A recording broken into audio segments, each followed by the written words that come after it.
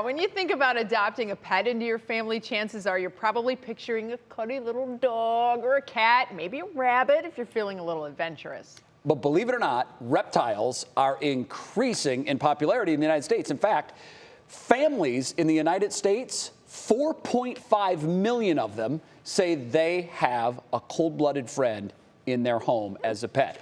But there aren't many places where you can actually go and adopt a snake or a lizard or a turtle. And that's where one unique local rescue comes in. And who better for the job? Mike Polk. Clear the Shelters is a great program that works. And why wouldn't it? I mean, really, how hard is it to get people to adopt adorable cats and dogs? Just look at them. And it's even more effective if you guilt people by putting heart-wrenching music behind the visuals.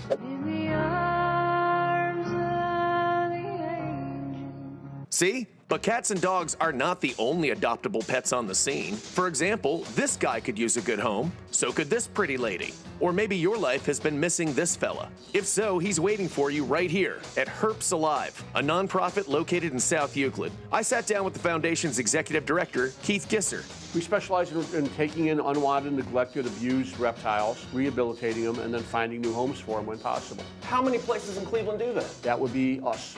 You're the only guys doing this. How many animals do you have here? We have about 350 animals here total. We're an all-volunteer organization, so we do it with a group of nearly 100 volunteers. Who are your biggest consumers and shoppers demo-wise? I'm thinking like stoners, rappers. Who else is getting... Families. Families. You believe it or not. What do you think makes the best pet?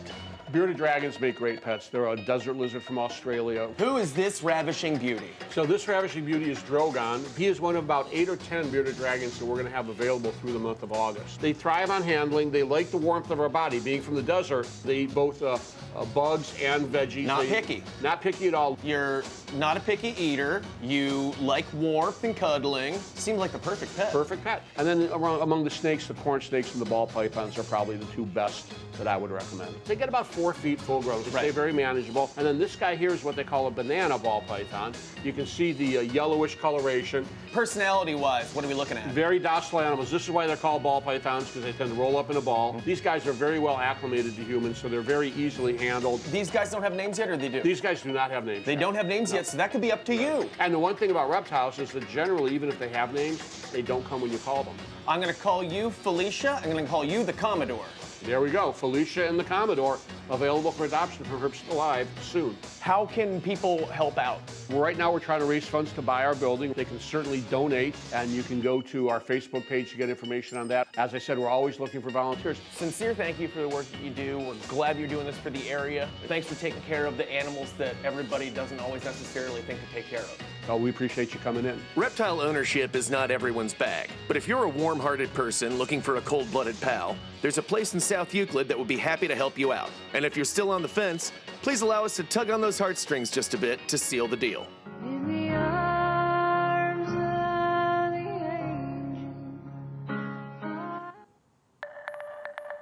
Okay, guys, I'm here with Keith now, and we're with our friend Rasputin, who is clearly a snake, right, Keith? Incorrect, Michael. This is actually a European legless lizard. Oh, I thought that was a European legless lizard, now that you mention it. So why did this thing never get around to growing legs? Well, actually, it had legs, and then at some point through evolution, actually lost them. They spend most of their time underground, so legs get in the way if you're a burrowing animal. So it makes more sense not to have them. I guess that's true. So you have all kinds of unique animals like this here, and what else do people need to know before they come down? Well, the biggest thing is just to have a basic idea of what if you're looking for a specific animal, don't get any animal, whether it's a reptile, whether you're looking at dogs or cats. It's not a spur-of-the-moment thing. It's a commitment, and that's the most important. You hear that, Betsy and Jay? Think about it before you buy a legless lizard.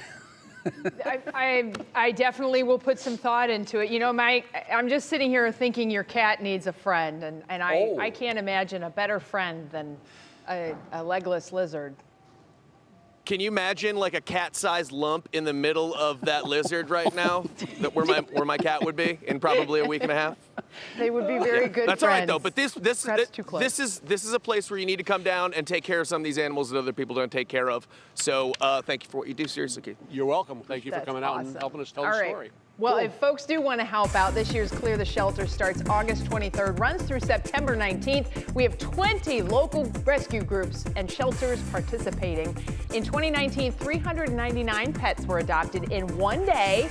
More details will be coming soon to WKYC.com. Keep a lookout for that.